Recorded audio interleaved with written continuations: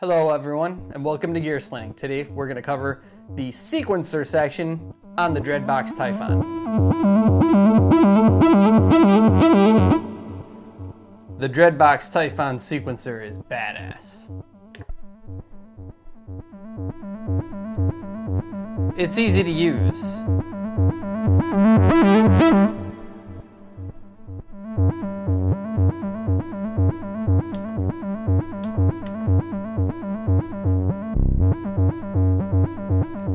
It's easy once you have it programmed to mess with it.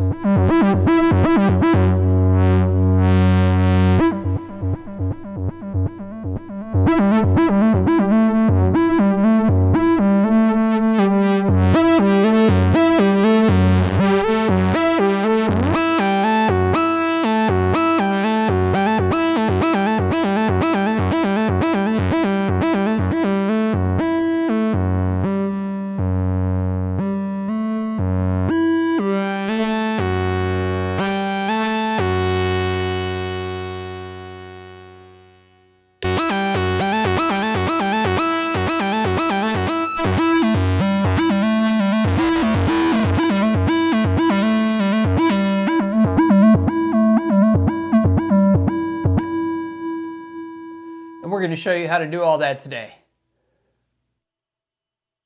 I previously covered the filter, the front panel. I've covered the modulator and the effects. This is a much quicker section, but it's integral to my philosophy on how I do things. I love it when you can sequence on a device and it does something unique. The best example of this is obviously the TB-303 from Roland. The TB-303 from Roland, you can plug a MIDI cable into it and sequence it on something else. But then you're going to lose the character, which is half the sound. The TB-303, the slides, the accents, the way the step sequencer interacts with the actual unit creates a lot of that character that you love about it. Synths that do that, you should take advantage of that sometimes. It's important that you know your synths because not all of them have a sequencer like that. Some of them will have a rather pedestrian sequencer which isn't that much fun to use and doesn't really offer anything very unique in the way of how it interacts with the engine and the synth. Dreadbox Typhon is a cool sequencer. This sequencer allows you to do some unique things that you're going to have a hard time doing on another sequencer. In addition, it saves per patch, which means when you do a patch, you do a sequence with it as well, and now you can start to build up a war chest of things to use while you're jamming. It's very cool, it's very useful, you can work with it very quickly, and it has a lot of tools that allow you to live play with the sequence as well. So we're going to get into all that right after the jump. If you like this video, please give me a share, please give me a subscribe. I also do live streams on this channel of music, so if you want to come hang out, you see me live streaming, say hello. I'm also over on Twitch, Dank Live AF, and let's do it.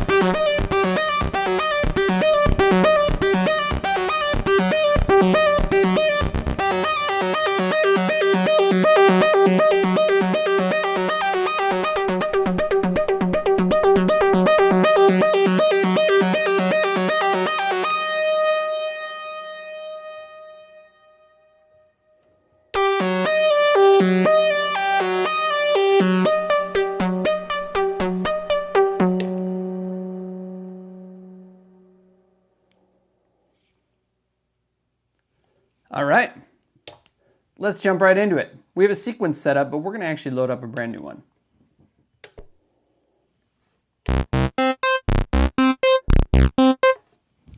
To do this, first we need to make it sound good. So right now it's cycling octaves on C. Let's enter the sequencer mode just so you can see that.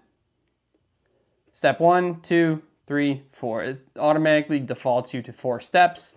You have 6 octaves you could choose from. They range from this all the way to that. Chromatic notes on the scale. Gate, which is the length of the note. And velocity, which we'll get to later. Let's make it the sound nice.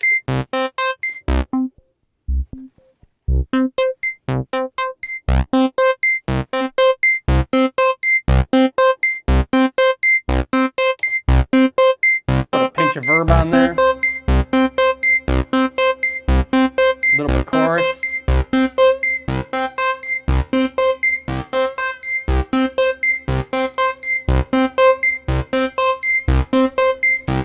And we're gonna go and put a little glide on there too.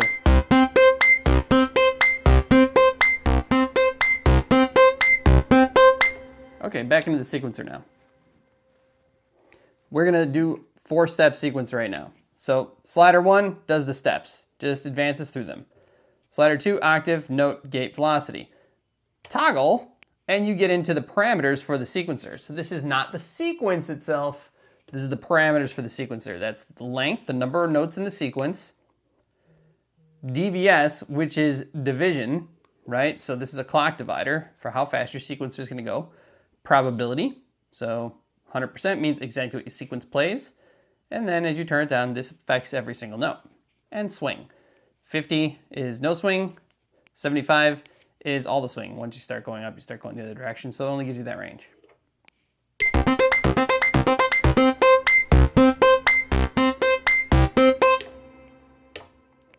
All right, back to here. We're gonna set up a cool sequence.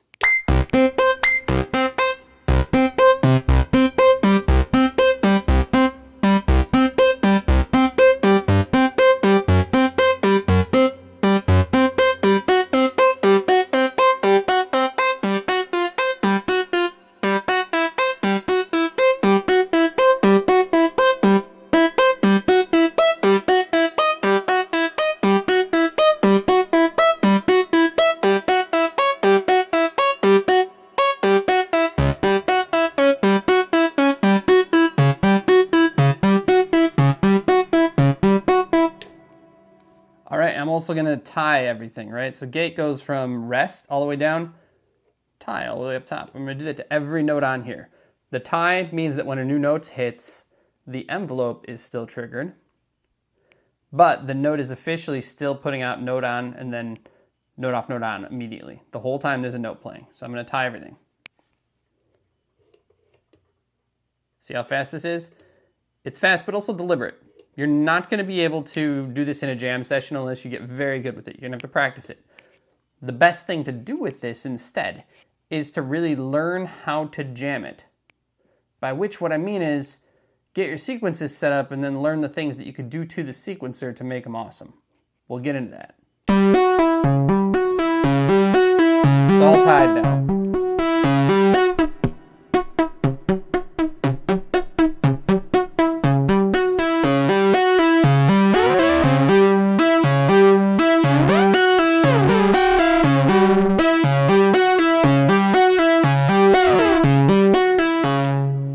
Now we're gonna do some velocity in all these. I'm gonna start at 0, or I'm sorry, I'm gonna start at 0 here.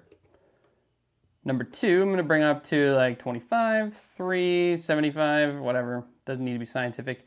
4, 100. The velocity you then tie up, come out of the sequencer mode, go into menu. There's an option for velocity. Hit that. VCO pitch, VCO1 pitch. So this is everything. This is VCO1, VCO2. You can do them separately.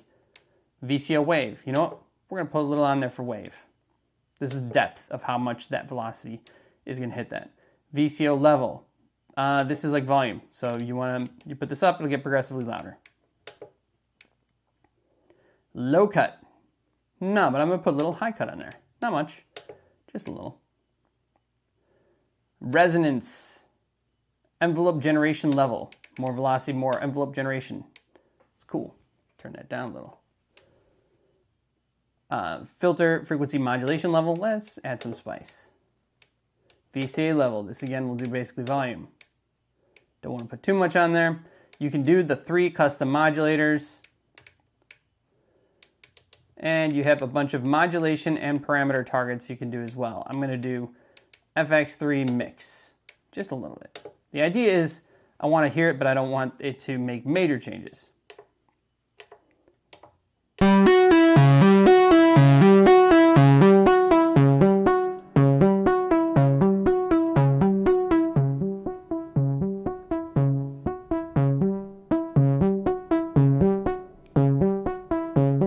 That's really not that much. So let's get back in there. We're gonna do one so you can hear it a lot.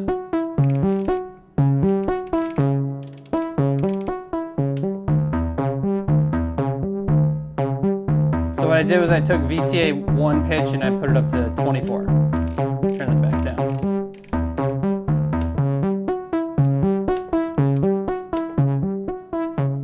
We just want it to have a small effect. Let's get that effect level up a little bit more.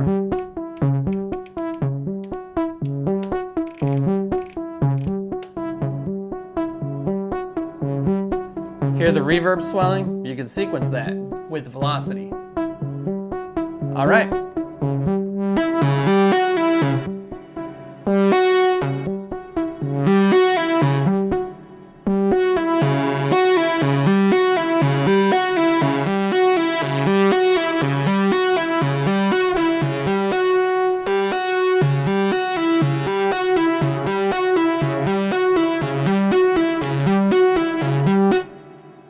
Very cool. All right, back into the sequencer. And now we're going to examine the next page. All right, as I said, you can affect length. You can have down to 1, which, again, learn this slider because when you're jamming, taking it down to 1 and then further out sounds awesome. Or 32 steps. We're just using 4 here for brevity.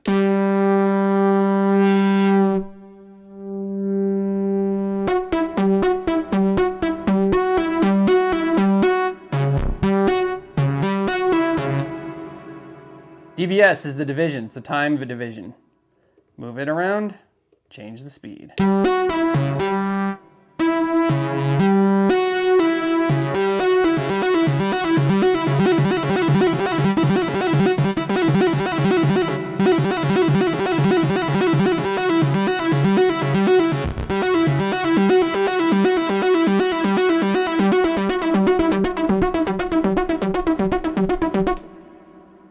Probability affects every single note, how much probability there is to it.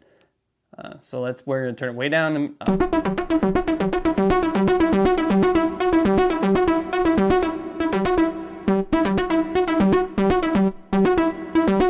Right now it's at 65, which means there's a 65% chance for each note that it hits. Creates a lot of variation. And then finally swing. There is an empty slot right here. Who knows what they'll put in there.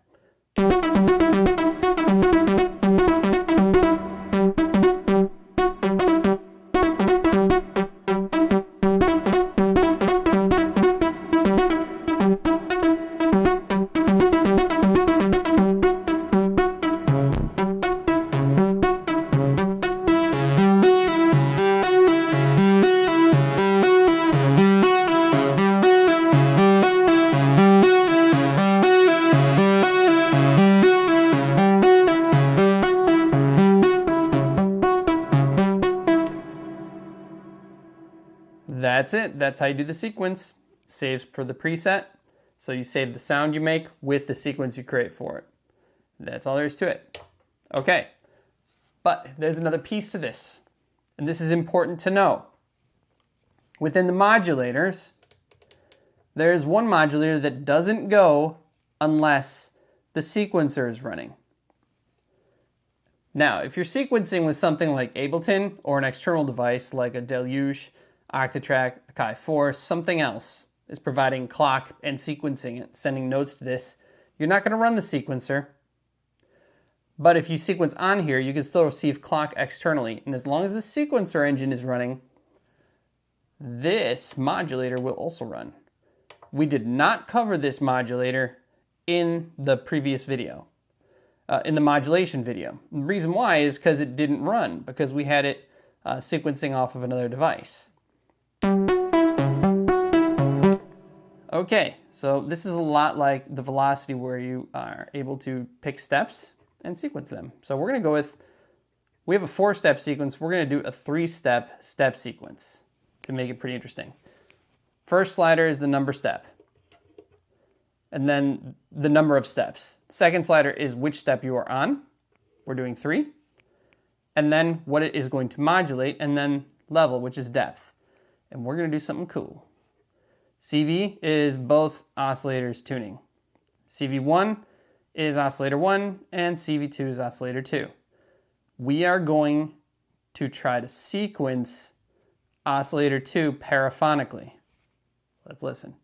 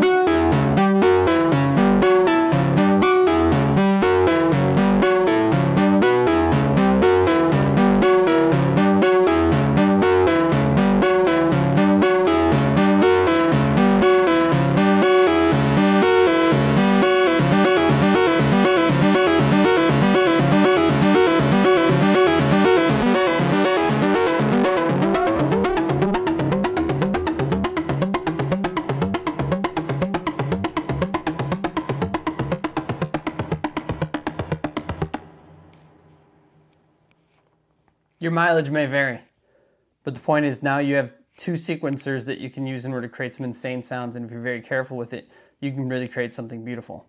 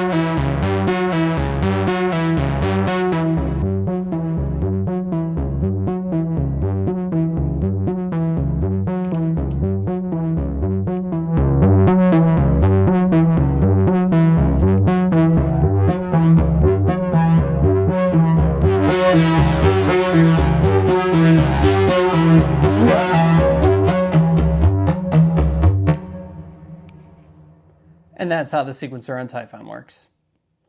Thanks so much. If you like this video, if you learned something, please share, please subscribe, and I'll check you later. Peace. Hello everyone and welcome to Gear-Splaining. Today we're covering the Dreadbox Typhon.